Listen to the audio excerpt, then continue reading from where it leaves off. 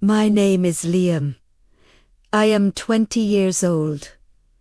My life is small now. I spend much time in my small room looking at the same old walls. I go to the local hospital 3 times every week for treatment. I need to use the oxygen machine to breathe well. It is always near me. The air in my room always smells clean, like medicine and old paper. Before I go to the hospital, I always write down 3 things I want to look at. Today, the things are the tall green tree, the quiet corner of the library, and the face of the young nurse. I do this because my doctor said I must find small, important things in my day. One day, the nurse spoke to me about the book club. She said, "Liam, you need to go.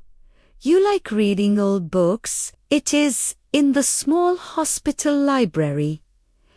I was afraid to go. I did not want to meet new people or make new friends. My illness is like a closed door. I do not want anyone to see what is inside the room. But I went on Tuesday. The room was bright and quiet. There were 4 young adults sitting around a long, simple table. They were talking about a long book with a blue cover. I sat alone in the quiet corner, pulling my oxygen machine close. I did not look at the people. I just opened my old book about space and stars. After a short time, a woman with curly, bright hair walked to my table. She gave a big, fast smile. Her name was Chloe, and she looked full of life, like a fire that would never go out. She was 19 years old, Chloe said. "Hello, Liam. I see you are reading about space. Is that a good book?" "We are talking about the sad story at the big table." I closed my book. I said, "Hello, Chloe. It is an old book. I like it because the stars do not move fast.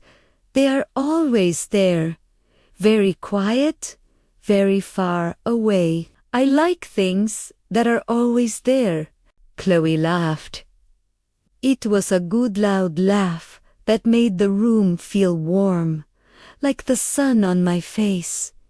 She sat close to me. "I understand that. Everything here moves too fast. One day you are fine. The next day you are here. I was very sick last year. I spent 6 months in this hospital. But now I am much better." She held a small, empty water bottle in her hands. She did not look sick at all. She looked like she could run fast or jump high.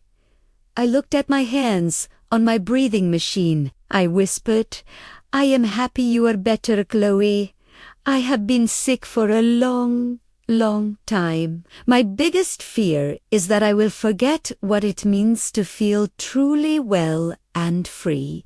Chloe touched my hand quickly, just for a moment. Her hand was warm and soft. "But you are here now. That is what is important. Tell me about the stars. Do you think people go to the stars when they die? We need a good place to go." We talked for 1 hour, just about space, books, and the quiet corner. To next week. Chloe came back with 3 paint cans. One was bright yellow, one was soft blue, and one was simple white. She wanted to start a big project to make the quiet corner better. She said, "Liam, this corner is quiet, but it is too gray. We need to make it bright. The walls must look like the bright stars in your book." I looked at the wall. I said, "Chloe, I cannot help much. I must stay close to my oxygen machine. My movements must be small and slow. Chloe smiled.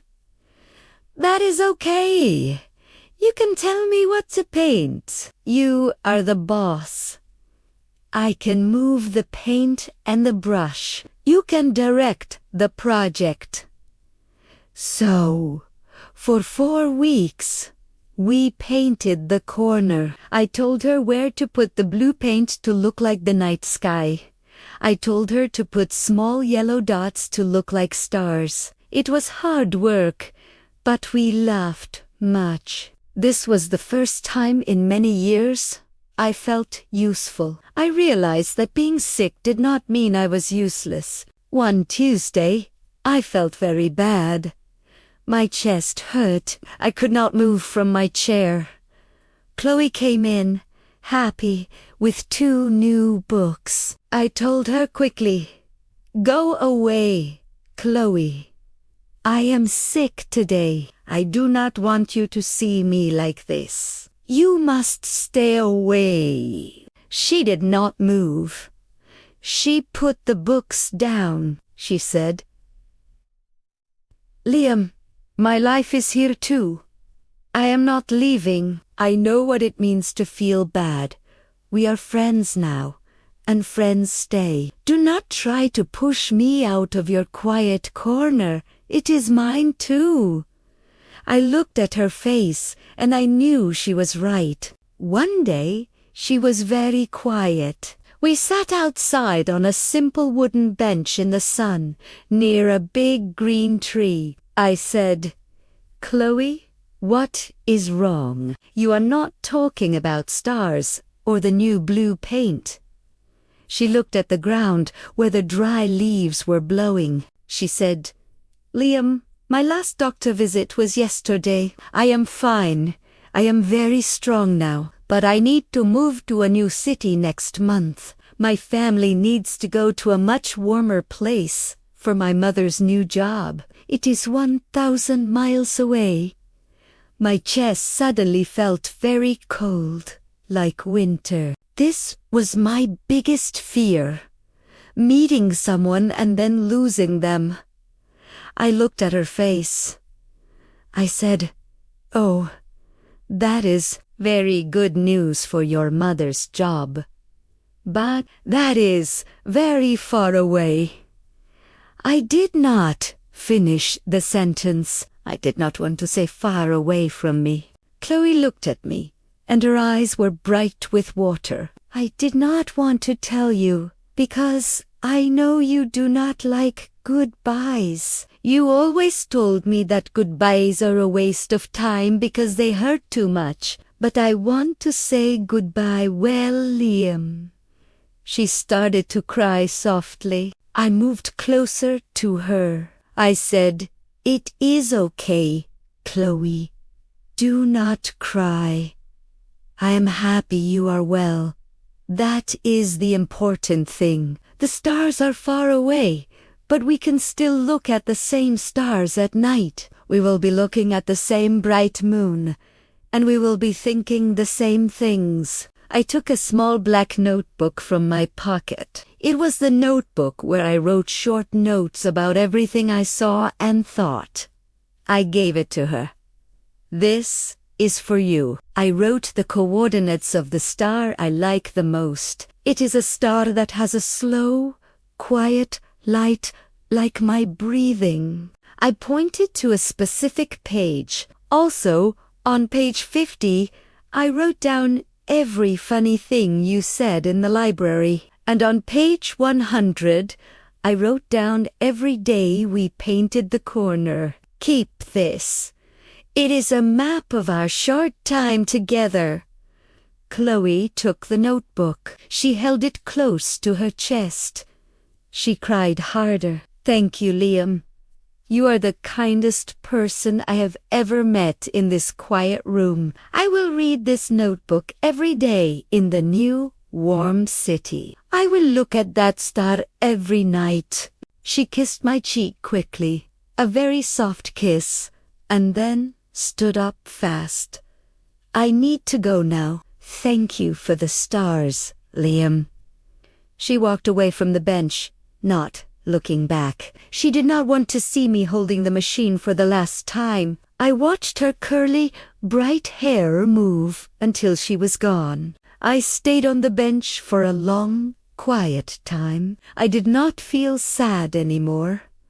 I felt a small, warm feeling in my chest. I had made a new, good friend. The stars were still there, quiet and strong. The memory of Chloe's warm hand stayed with me like a small, bright fire in the winter. I whispered to the tree. It was not a waste of time. I learned that a short time with a good friend is better than a long time alone. It is better to hurt a little than to feel nothing at all. Now, every night, I look at the star coordinates in my mind, knowing Chloe is looking too far away in the warm city. I am not alone in the quiet corner anymore.